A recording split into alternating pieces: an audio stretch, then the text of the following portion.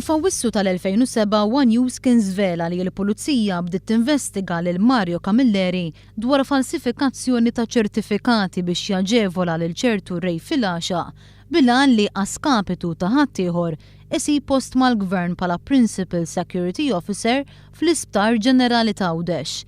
Camilleri kien tressaq il-qorti ftit ta' żmien wara u f'deċiżjoni li din tat 6 snin wara sabitu ħati u bħala uffiċjal pubbliku tagħtu sentenza ta' 15-il xahar priġunerija sospiżi għal 2 snin u interdizzjoni perpetwa.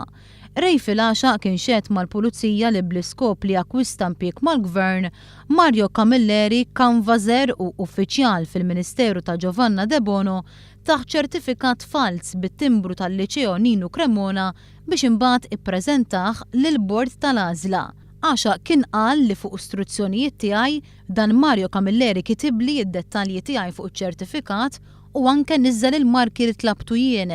Mario Camilleri għamel ukoll il-firma ta' Carmel Attard bħala kap tal-iskola fuq iċ-ċertifikat. Il-qorti semat li l-għamla taċ-ċertifikat kien differenti mill-oħrajn u bħala suġġett kien hemm ukoll il-Computer Studies meta fl-1987 ma kienx mgħallem u fil-klassi tal-5L ma kienx jeżisti.